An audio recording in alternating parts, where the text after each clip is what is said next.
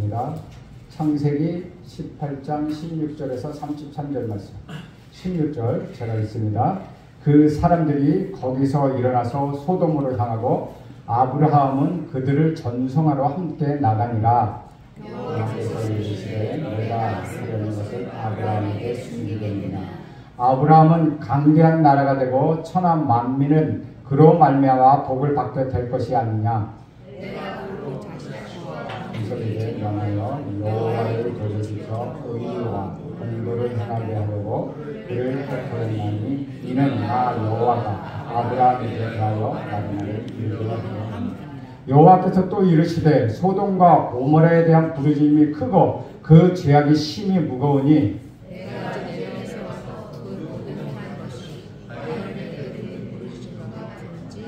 그렇지 않으니 내가 보고 알리라. 그 사람들이 거기서 떠나 소돔으로 향하여 가고 아브라함은 여호와 앞에 그대로 섰더니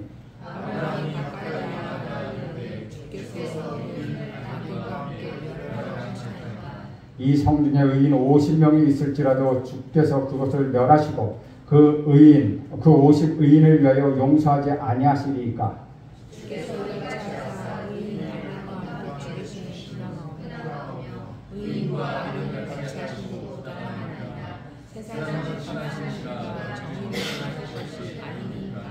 여호와께서 이르시되 내가 만일 소돔 성 가운데서 의인 50명을 찾으면 그들을 위하여 온 지역을 용서하리라.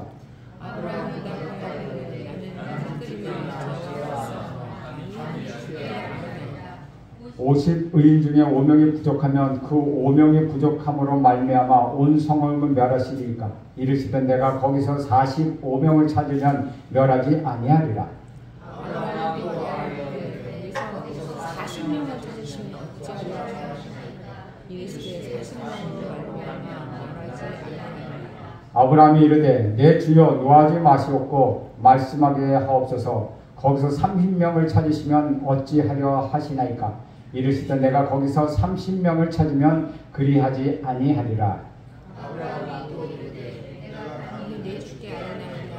거기서 20명을 찾으시면 어찌하려 하시나이까. 이르시되 내가 20명으로 말미암아 그리하지 아니하리라. 아브라함이 또 이르되 주는 노하지 마옵소서. 내가 이것만 더 아뢰리이다. 거기서 10명을 찾으시면 어찌하려 하시나이까. 이르시되 내가 10명으로 말미암아 멸하지 아니하리라. 여호와께서 아브라함과 말씀을 마치시고 가시니 아브라함도 자기 곳으로 돌아갔더라. 아멘. 이것은 주님의 말씀입니다. 하나님이 사람의 모습으로 오신 것은 특별한 목적이 있기 때문입니다. 하나님께서는 두 가지 목적을 가지고 오셨습니다. 첫째는 사라를 위한 것이었습니다. 세 사람이 찾아와서 아브라함과 충분한 교제를 나눈 후에 그들이 한 말은 내 아내 사라가 곧 아들을 낳게 될 것이다 라고 말하는 것입니다. 이 말씀은 지금까지 하나님께서 줄곧 아브라함에게 하신 말씀이었습니다. 그런데 이렇게 또다시 말씀하시는 이유는 아주 간단합니다. 사라가 아직 그 사실을 믿지 않았기 때문이었습니다. 인간이 조작하고 경험하고 의지로 만들어낸 믿음은 하나님의 믿음이 아닙니다. 그러나 사라는 아직 그 믿음에 이르지 못했던 것이죠. 그래서 하나님께서 다시 한번 사라에게 내게 아들이 있을 것이다 라고 말씀하셨습니다. 그러나 사라는 그 말을 듣고 속으로 웃었습니다. 그래서 하나님께서 사라를 설득하셨습니다. 그런 일이 반드시 일어날 것이다 라고 말씀하십니다. 당사자가 믿어야, 본인이 믿어야 기적이 일어나지 않겠습니까? 본인이 믿지 않는데 어떻게 기적이 일어나겠습니까? 둘째는 이제 곧 소돔과 고모라가 불의 심판을 받을 것이라는 예언입니다. 16절에 보면 그 사람들이 거기서 일어나서 소돔으로 향하고 아브라함은 그들을 전송하려 함께 나가니라 라고 말씀하고 있습니다. 아브라함의 거처에서 환대를 받았던 세 사람의 천사는 장소를 옮겨갑니다. 또 다른 목적이 있었기 때문입니다. 그들이 목적하던 곳, 또 다른 곳을 바로 소돔이었다는 것이죠. 그들은 소돔과 고모라로 떠났고 아브라함은 그들을 전송을 마쳤습니다. 그런데 여기서 돌발적인 사건이 일어났습니다. 소돔으로 향하던 그들이 뒤돌아서서 어떤 이야기를 했던 것입니다.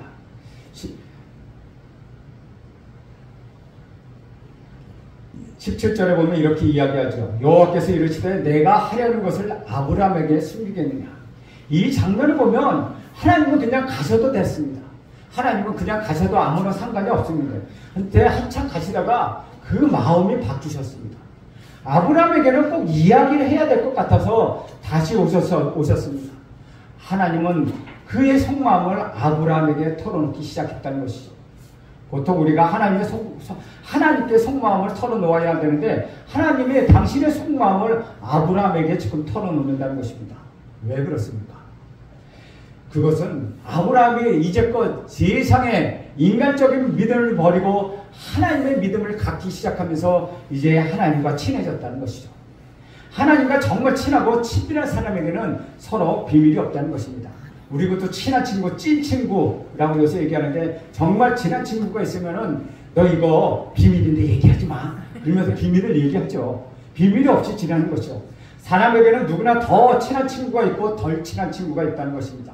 정말 찐 친구는 사람들에게는 마음 있는 비밀을 털어놓게 된다는 것이죠. 그런 찐 친구들이 여러분에 있기를 간절히 바랍니다. 그러나 덜 친한 사람에게는 말을 골라서 합니다. 어느 정도까지만 이야기하고 그 이상은 비밀로 딱 간직해놓고서 말을 하지 않죠. 정말로 친밀한 찐 친구에게는 서로 마음을 털어놓고 비밀 이야기도 하면서 점점 더 친밀해지는 것입니다. 그런데 24년 동안 하나님은 아브라함 사이에는 갈등이 있었습니다.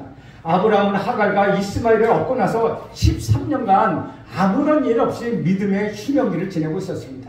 그리고 하나님께서는 다시 나타나셔서 아브라함에게 두려워하지 말라. 너는 나의 상급이라. 너는 내 앞에서 완전하다. 내게 아들이 있을 것이라고 말씀하실 때까지도 하나님과 아브라함은 그렇게 친밀한 관계가 아니었다는 것이죠. 그런데 마지막 순간에 아브라함은 자기 인간적인 모든 믿음을 포기하고 하나님의 믿음을 받아들였습니다. 그렇게 하나님의 믿음을 받아들이고 나서 하나님께서 명령하신 할례를 행하게 됩니다. 그때부터 하나님과 아브라함 사이는 점점 가까워졌습니다. 그리고 하나님께서는 사람의 모습으로 찾아오셨을 때 그분이 하나님이라는 사실을 발견한 아브라함은 즉시 그냥 가지 못하게 그 사람 하나님을 붙들고 발을 씻겨드리고 떡을 대접하고 송아지를 잡아 극진하게 대접했습니다. 이전에 아브라함에게서는 전혀 찾아볼 수 없는 태도였다는 것이죠. 아마도 이때부터 아브라함은 하나님과 굉장히 친해졌다는 것입니다. 그가 부지 중에 하나님을 영접했지만 천사를 영접했지만 그 세 사람 중에서 누군가 하나님이라는 것을 그는 알아챘다는 것이죠. 그만큼 하나님과 친밀한 관계에 있었다는 것입니다. 사랑하는 여러분, 하나님을 믿되 하나님과 친밀해지기를 간절히 바랍니다. 여러분 개인적으로 하나님과 친밀해지십시오. 하나님을 잘 믿고 교회도 열심히 나오는데 그냥 스쳐 지나가는 것처럼 전혀 하나님과 친밀하지 않은 사람 참으로 많습니다. 그런 사람은 아무리 교회를 오래 다닌다 해도 아무런 변화가 없습니다. 그러나 하나님과 친밀한 사람, 하나님과 정말 찐 친구가 되어서 하나님의 음성을 듣고 하나님의 말씀을 실천하고 그분의 비밀을 알게 되고 자신의 비밀도 하나님께 알려드리게 된다는 것이죠. 그러면 그 축복이 여러분에게 임하는 것입니다. 여러분은 그렇게 하나님과 찐 친구가 되는 축복이 있기를 간절히 바랍니다. 18절, 19절 말씀 함께 읽겠습니다. 시작. 아브라함은 강대한 나라가 되고 천한 만민은 그로 말미암아 복을 받게 될 것이 아니냐. 내가 그로 그 자식과 번성을 명하여 여호와의 도를 지켜 의와 공도를 행하게 하려고 그를 택하였나니 이는 나 여호와가 아브라함에게 대하여 말하는 일을 이루려 함이니라. 아브라함에게 말하는 것을 이루려 한다고 말씀하시면서 아브라함에게 얘기합니다. 사람의 모습으로 오신 하나님께서 말씀하시는 것은 두 가지 요점이 있죠. 첫째는 내가 아브라함을 강대한 나라로 강대국으로 만들어 주겠다는 말씀입니다. 이 이야기는 새로운 이야기가 아닙니다. 내가 너로 큰 민족을 이루겠고 너는 복이 될 것이고 모든 민족의 조상이 될 것이라고 이미 말씀해 주셨습니다. 그리고 나서 하나님께서는 자녀에 관하여 말씀하십니다. 이런 축복을 주기 위하여 너와 네 자녀를 택했고 그 약속은 이 자녀들에게 이루어질 것이다. 즉 너의 자녀를 통하여 이루어질 것이라고 말씀하십니다.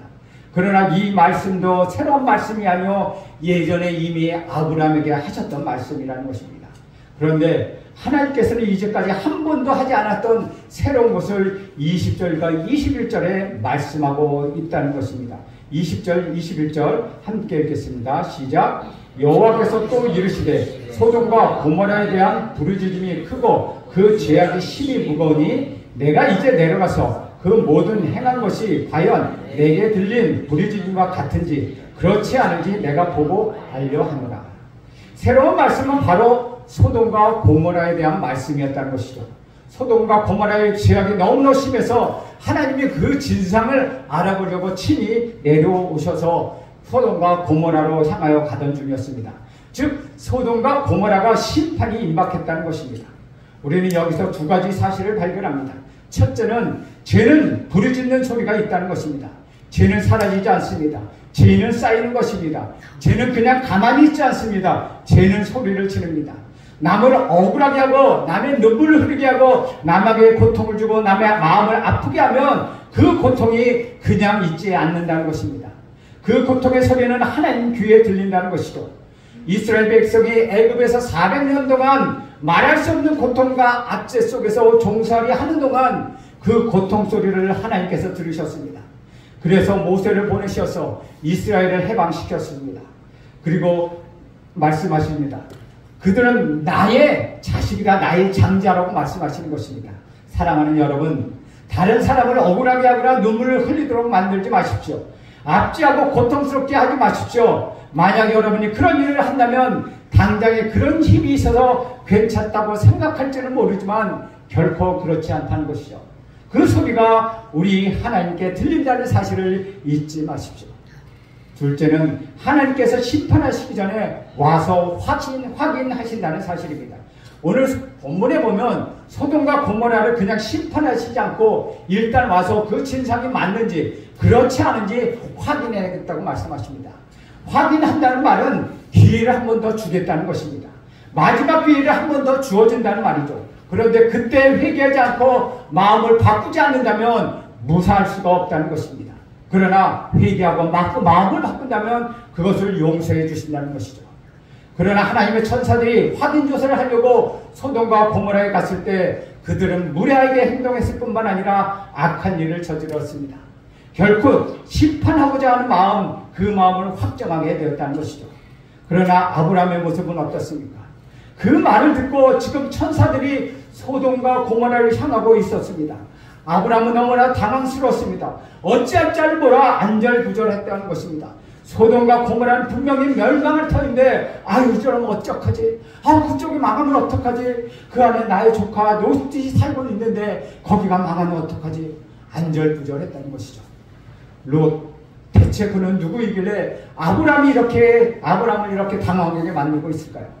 사실 롯은 별 볼 일 없는 사람이었습니다. 그는 믿음의 사람이 아니었다는 것이죠. 그는 지극히 인간적이고 항상 부담이 되는 사람이며 물질 중심적인 사람이었습니다. 아브라함과 롯 사이에 갈등이 있을 때는 롯은 자기 이익을 찾아 소돔과 고모라로 이사간 사람이 아닙니까? 이런 사람에게 어떻게 사랑할 만한 가치가 있다고 느껴지겠습니까? 그러나 아브라함에게는 이상하게도 조카 롯에 대한 사랑이 있었습니다. 창세기 14장에 보면 롯이 한때 위기에 빠진 적이 있습니다. 동방의 왕들 사이에 전쟁이 일어났을 때 소돔과 고모라의 왕이 패하여서 롯은 모든 것을 빼앗기고 포로로 잡혀갔습니다. 이 소식을 전해들은 아브라함은 어떻게 했습니까? 그는 앞뒤를 돌아보지도 않고 자기 집에서 기른 사병 318명을 데리고 그날의 무모한 공격을 시도했습니다. 대부분 사람들은 도움을 줄 때 자기가 손해를 보는지 안 보는지 확인하고 손해가 보지 않는 선에서 그 정도로 도와주고 맙니다. 자신에게 해가 돌아오면 그리고 자신에게 문제가 생기면 절대 도와주려고 하지 않습니다. 손해를 보면서까지 도와주는 경우 거의 없다는 것이죠. 이제 아브라함은 자기 이익과 자기 행복을 찾아 소돔과 고모라로 떠나서 거기에 살고 있던 이러한 롯이 마음에 걸렸다는 것입니다.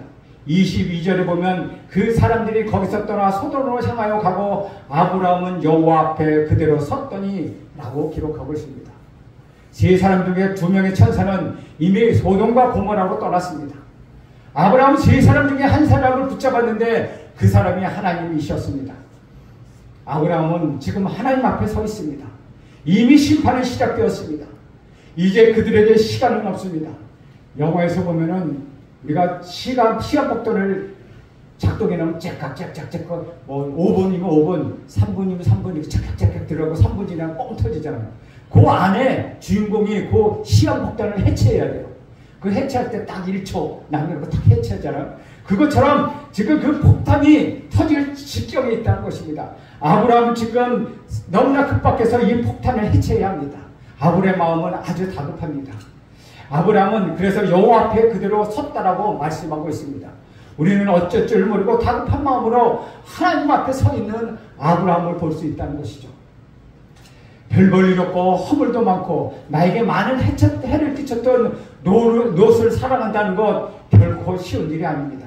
대체로 사람들은 가치 있는 일에 자기 시간을 내고 헌신을 합니다. 가치 없는 것을 위해서 일하는 사람 본 적이 없습니다. 살펴봐도 별 볼 일 없는 사람을 위하여 희생한다는 것 거의 불가능하다는 것이죠. 한 걸음 더 나가서 나에게 해를 끼치고 나를 힘들게 하고 나를 고통스럽게 한 사람, 그 사람을 사랑한다는 것 더욱더 어려운 일입니다. 그래서 우리 주님은 원수를 사랑하라고 말씀하셨죠. 그래서 우리 예수님은 그런 사람이 원수를 사랑하는 것처럼 사랑하라. 왜? 우리가 할 수 없기 때문에 사랑하라고 말합니다. 그런 사람을 사랑하는 분이 예수님이셨습니다. 나같이 별 볼 일 없는 사람, 여러분과 저같이 별 볼 일 있는 사람, 잊어버려도 아무런 상관이 없는 사람, 그 배신을 잘하는 사람, 실수도 많고 마음이 강박한 사람, 하나님에 대해 불평스럽고 불만을 내리며 대드는 사람, 그런 사람을 잊지도 않으시고 버리시지도 않으시는 저와 여러분을 위하여 십자가에 돌아가신 하나님의 그 사랑, 우리 예수님의 그 사랑이 원수를 사랑한 사랑이었다는 것이죠. 아브라함은 지금 예수님의 마음, 이 마음을 배우고 있다는 것입니다. 진짜 마음은 예수님의 마음을 배우는 것입니다. 우리 23절 말씀 함께 읽겠습니다. 시작. 아브라함이 가까이 나아가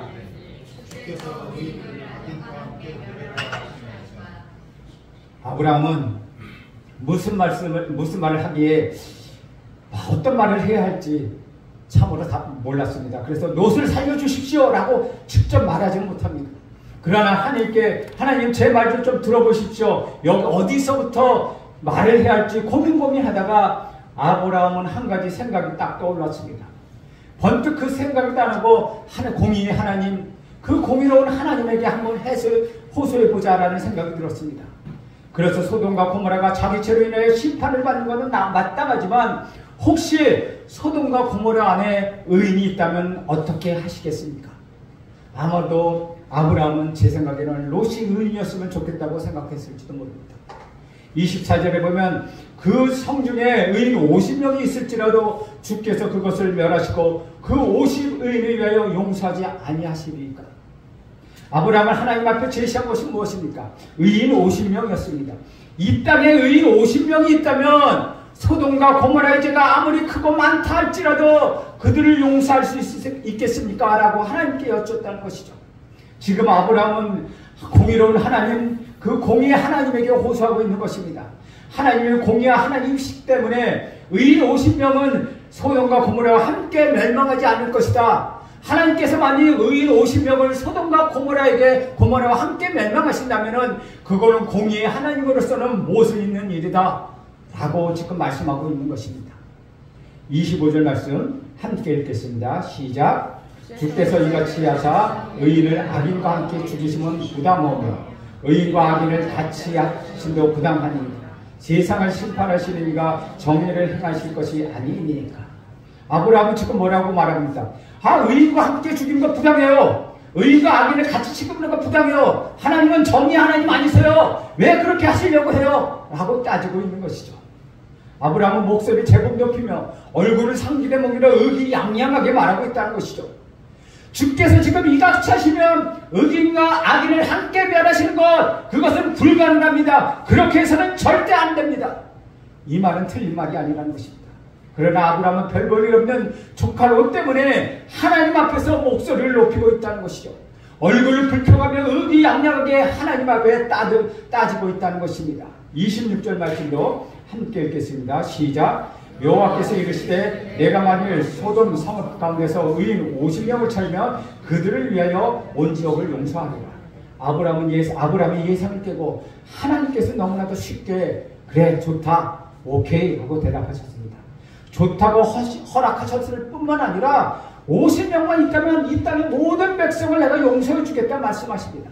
아브라함은 다시 고민하기 시작합니다. 의인 50명이 있을까 없을까 고민하고 있습니다. 27절 28절 함께 읽습니다. 시작. 아브라함이 대답하여 이르되 나는 티끌이나 제어 갔사오니 감히 죽게 아뢰나이다. 의인 50의인 중에 5명이 부족하면 그 5명이 부족함으로 말미암아 온 성읍을 멸하시리까. 이르시되 내가 거기서 45명을 찾으면 멸하지 아니하리라. 아브라함은 자기 자신이 티끌 먼지와 같은 존재라는 걸 알고 있습니다. 하나님 앞에서 극히 작아져서 하나님의 응답을 들은 아브라함은 다시 한번 하나님 앞에 부끄러움을 무릅쓰고 다시 한번 염치없지만 다시 한번 하나님께 구합니다. 하나님 거기서 5명이 모자르면 어떻습니까? 그래도 그 성을 멸하시겠습니까? 라고 조심스럽게 물어봅니다. 그런데 하나님께서는 예상대로 똑같이 아무런 갈등 없이 그래 좋다 오케이 말씀하시는 것입니다. 29절 말씀 다시 한번 읽겠습니다. 함께 읽겠습니다. 시작. 아브라함이 또 아뢰어 이르되 거기서 40명을 찾으면 어찌하려 하시나이까. 이르시되 40명으로 말미암아 멸하지 아니하리라. 아브라함은 거기서 5명을 빼어 원하는 답을 듣게 되자 하나님의 눈치를 슬그머니 살펴보며 다시 한번 간구하기 시작합니다. 하나님 이번에도 40명은 어떻습니까? 이번에도 하나님 좋다라고 말씀하십니다. 30절에 보면 다시 아브라함이 이렇게 이야기합니다. 내 주여 노하지 마옵소서 말씀하게 하옵소서 거기서 30명을 찾으면 어찌하려 하시나이까. 이르시되 내가 거기서 30명을 찾으면 그리하지 아니하리라. 아브라함은 하나님 앞에서 점점점 염치가 없어집니다. 자꾸 숫자를 타협하는 것도 한두 번이지 계속해서 타협합니다. 그래서 이런 말을 합니다. 하나님 제가 무슨 말을 해도 화내지 마시고 제발 이번 한 번만 더 들어주세요. 하나님 30명이 있으면 어때요? 하나님 30명 있어도 멸하실 거예요. 하나님 말씀하시고 좋아. 30명 있어도 내가 용서하리라. 31절 말씀 함께 읽겠습니다. 시작. 아브라함이 또 아뢰되 내가 감히 내 주께 아뢰나이다. 거기서 20명을 찾으면 어찌하려 하시나이까. 이르시되 내가 20명으로 말미암아 그러하지 아니하리라. 하나님께서는 당혹스러우면서도 당황스럽게 만드는 질문을 하는 아브라함은 20명 중에 좋다고 말씀하셨습니다. 아브라함은 여기서 참 당혹스러웠습니다. 하나님이 20명까지 나에게 말씀하셔 라고 하겠습니다. 32절 한 번 더 읽겠습니다. 시작. 아브라함이 또 이르되 주는 노하지 마옵소서 내가 이것만 더 아뢰리이다. 거기서 10명을 찾으면 어찌하여 하시나이까. 이르시되 내가 10명으로 말미암아 멸하지 아니하리라. 아브라함이 이번이 마지막이라고 10명을 제안합니다. 아니 더 제안하고 싶어도 염치가 없어서 하나님 9명이요 8명이요 7명이요 1명까지 하고 싶지만 그는 더 이상 염치가 없습니다. 어떻게 하나님 앞에서 그렇게 자꾸자꾸 뜨는데 염치가 있겠습니까? 염치가 없어서 더 이상 말할 수가 없어서 10명으로 제안합니다. 그러나 하나님은 주저하지 않고 10명도 좋다고 말합니다. 아브라함은 총 6번에 걸쳐서 하나님에게 의인 10명까지 낮춰서 심판하지 않겠다는 응답을 들었습니다. 아브라함은 겸손하고 끈질긴 태도로 하나님의 권위 앞에서 온전한 은혜와 자비에 의지하여 간구하였다는 것이죠. 아브라함은 하나님께서의 소돔과 고모라에 대한 정의를 따라 행하실 것을 확신한 후에 그는 집으로 돌아갔습니다. 소돔을 향한 아브라함의 끈질긴 중보기도는 여기서 끝이 났다는 것이죠. 여러분 이 대화를 들으면서 무슨 생각이 드십니까? 저는 아브라함이 너무나도 비참했다는 생각이 듭니다. 하나님 앞에 가서 우리 이렇게 생각해 보세요. 솔직히 이런 직장에 다니는 사람들은 사장한테 가서 사장님 한 번만 봐주세요. 한 번만 봐주세요. 그래서 6번씩이나 봐줬습니다. 7, 8번 다시 그런 얘기를 하겠습니까? 너무나 내 자신이 초라해지고 너무나 내 자신이 비참해지는 것입니다. 50명에서 45명으로 다시 40명으로 30명으로 20명으로 10명으로 바꿀 때마다 아브라함은 점점점 작아지고 자기 자신이 초라해지고 자신이 부끄러워서 어쩔 수가 없었습니다. 이것이 바로 중보기도자의 모습이라는 것이죠. 하잘것없고 가차없는 사람을 위하여 간구하는 것입니다. 아브라함은 하나님께 믿음을 받으며 갈 데가 없었습니다. 하나님으로부터 믿음을 잡고 하나님부터 수치를 각오하면서 모험을 시작합니다. 그는 소돔과 고모라를 위하여 중보 기도를 하기 시작합니다. 사람은 수치를 당하는 것입니다. 그 자녀를 사랑하는 것입니다. 아내를 위하여 수치와 모멸감을 가져보지 못한 남편은 아내를 사랑하는 것이 아닙니다. 그것을 이용하는 것입니다. 아내도 마찬가지입니다. 제가 여기에 있는 저희 아내도 앉아있지만 옛날 이야기를 한 가지 하려고 합니다. 저희가 결혼하기 전에 저희 아내가 그 식탁 회사에 가서 식탁을 예약을 했어요. 근데 결혼하기 얼마 안 남은 그 식탁을 예약했는데 식탁을 가야 되는데 그 식탁이 마음에 안 든다고 다시 물러달라고 막 그 식탁 주인하고 이렇게 다투고 있는 거예요. 그래서 제가 거기 가서 죄송합니다. 이러해서 물려주십시오. 주인한테 싹싹 빌어서 제가 주인의 욕을 먹으면서 식탁을 바꿨어요. 또 한 번은 결혼하고 나서 저희 아내가 운전을 좀 저보다 남자 같아서 좀 이렇게 운전을 좀 거칠게 해요. 운전하다 보니까 택시 운전사 그렇게 서로 실갱이가 붙었어요. 그 택시 운전사가 나와서 난리를 치는 거예요. 그래서 제가 택시 운전사를 가로막고 죄송합니다. 죄송합니다. 미안합니다. 그러면서 그 택시 운전사가 우락부락한 택시 운전사를 말렸습니다. 이것처럼 만약에 아내를 위하여 조금이라도 수치를 참지 못한다면 그것은 아내를 사랑하는 자가 아니고 또 남편을 위하여 그것을 수치를 참지 못한다는 것은 남편을 사랑하는 자가 아니라는 것이죠. 그것은 남과 같은 것입니다. 아브라함처럼 하나님 앞에서 다른 사람을 위하여 중보기도하는 모습, 훗날 모세와 사무엘과 엘리야와 엘리사를 통해서도 우리는 볼 수 있다는 것이죠. 그리고 그 완전한 모습을 우리 구주 예수 그리스도에게서 볼 수 있다는 것입니다. 우리 예수님 우리를 위하여 수치를 당하시고 우리를 위하여 매를 맞으시고 우리를 위하여 모멸감을 느끼시고 우리를 위하여 조롱을 받으셨다는 것이죠. 내가 한 것은 배신과 채뿐인데도 우리 하나님께서는 날 믿지 않으시고 아무 말도 없이 십자가에 못 박혀 죽으셨다는 것입니다. 우리 예수님은 이거를 감당하기에 힘이 들으셨습니다. 아버지, 제가 꼭 이 잔을 마셔야 합니까? 이 고난의 전에 꼭 제가 마셔야 합니까? 그러나 내 뜻대로 하지 마옵시고 아버지 뜻대로 하옵소서. 이것이 바로 중보 기도였다는 것입니다. 우리 예수님께서는 이런 수치와 모멸을 당하셨기에 저와 여러분이 구원을 받을 수 있게 된 것입니다. 그럼에도 불구하고 우리는 내 옆에 있는 별 볼 일 없는 사람, 소자, 가차없는 사람을 위해 희생하는데 너무나 주저하고 고민하고 있다는 것이죠. 아마도 가치 있는 사람이라면 그 사람을 위해 시간을 내고 그 사람에게 헌신을 하고 그 사람에게 잘 보이려고 아마 그 사람을 도와줬을 것입니다. 그러나 아무도 찾아가지 않는 사람, 아무도 돌보지 않는 사람, 버려진 사람을 위하여 희생해 본 적 그런 일이 별로 없다는 것입니다. 참된 중보 기도자는 이런 수치스러운 마음을 가지고 기도하는 사람이라는 것입니다. 저는 여기서 또 한 가지 사실을 발견하게 됩니다. 아브라함의 수치스러운 중보 기도가 자신을 위한 것이 아니었다는 것이죠. 참된 중보 기도는 나를 위한 기도가 아니라는 것입니다. 참된 인생을 나를 위해 사는 것이 아니라는 것이요. 우리의 삶과 우리의 고민은 다 나 때문이라는 것입니다. 다른 사람의 문제 때문에 고민하고 내 인생을 바쳐본 적은 거의 없다는 것이죠. 33절 말씀 보면 이렇게 이야기하죠. 여호와께서 아브라함에게 말씀을 마치시고 가시니 아브라함도 자기 곳으로 돌아갔더라. 하나님께서는 아브라함과 말씀을 마치시고 떠나가셨습니다. 이것으로 대화는 끝이 났습니다. 아브라함은 너무나도 가슴이 아팠습니다. 그러나 중보 기도자의 능력은 살아있습니다. 그 후에 어떤 일이 일어났습니까? 비록 소돔과 고모라는 멸망을 받았지만 조카 롯은 심판 중에 구원을 받게 되었습니다. 중보 기도의 승리였습니다. 저는 아브라함의 이 비참하고 처절한 중보 기도를 통하여 생각나는 말씀이 있다는 것이죠. 마태복음 18장 21절과 22절 말씀입니다. 거기에는 이렇게 기록하고 있죠. 그때 베드로가 나와 이르되 주여 형제가 내게 죄를 범하면 몇 번이나 용서하여 주리이까? 7번까지 하리이까? 예수께서 이르시되 내게 이르노니 7번뿐 아니라 7번을 7번까지 할지니라 라고 말씀하십니다. 7번의 용서는 인간의 한계라는 것입니다.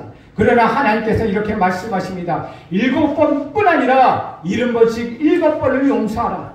무한히 용서하시는 하나님, 끝까지 기다려주시는 하나님, 십자가에서 자기 생명을 아끼지 아니하시는 우리 예수님, 이분이 우리가 믿는 하나님이시라는 것입니다. 사랑하는 여러분, 여러분 가천는 사람을 위하여 일할 수 있겠습니까? 별 볼 일 없는 사람을 위하여 하나님 희생할 수 있겠습니까? 그러나 그렇게 할 때 여러분은 예수님을 만나게 될 것입니다. 똑똑하고 그럴듯하고 가치 있는 사람하고만 사귀고 있다면 여러분은 예수의 마음을 전혀 느끼지 못하고 있는 것입니다. 우리 예수님은 고아와 과부와 힘없는 사람을 사랑하셨습니다. 병자들과 귀신 들린 자들과 창녀들과 가늠한 현장에서 붙잡힌 그 사람을 사랑하셨습니다. 그리고 한 번도 그들을 외면하신 적이 없습니다. 여러분은 하나님 지금 여러분을 외면하지 않으십니다. 우리 예수님은 여러분을 외면하지 않으십니다. 지금 여러분 옆에 계십니다. 여러분 안에 계십니다. 여러분을 맞이하고 계시다는 것입니다. 지금 아브라함은 의로운 중보자가 그 어느 때보다도 필요한 시대입니다. 아브라함 같은 그 중보기도자가 어느 때같이 지금 필요한 이 시대를 타고났다는 것입니다. 아브라함처럼 의에 대하여 부름을 받아 부르심을 받는 자들은 의를 행하십시오. 아브라함처럼 의에 대한 열정을 사랑으로 감싸며 하나님께 간구하십시오. 그러면 하나님의 은혜가 여러분에게 임하게 될 것입니다. 하나님은 여러분을 택하셔서 의롭게 하셨고 의롭게 살 수 있는 은혜를 베풀어 주셨습니다. 그리고 그 부르심에 합당하게 행하고 불의하고 불피한 이 세상에서 빛과 소금으로 역할을 충실히 다하도록 여러분을 붙들어 주셨습니다. 여러분, 위대한 중보자는 자기를 희생하는 중보자입니다. 위대한 중보자는 자기의 수치와 자기의 어려움을 당하고도 기도해 주는 자들입니다. 저는 여러분 모두가 위대한 중보자로 거듭나기를 간절히 소원합니다. 나는 여러분 모두가 위대한 중보자로서 아브라함같이 승리하는 삶을 살기를 간절히 소원합니다. 기도하겠습니다. 하나님, 오늘도 아브라함처럼 의로운 중보자로 살아가길 결단하며 우리를 불러주시는 감사합니다. 하나님, 의롭게 사는 은혜를 허락하여 주시는 감사합니다. 이 세상에도 빛과 소금의 역할을 충실히 감당할 수 있도록 하나님 우리를 붙들어 주시옵소서. 예수님의 이름으로 기도합니다. 아멘.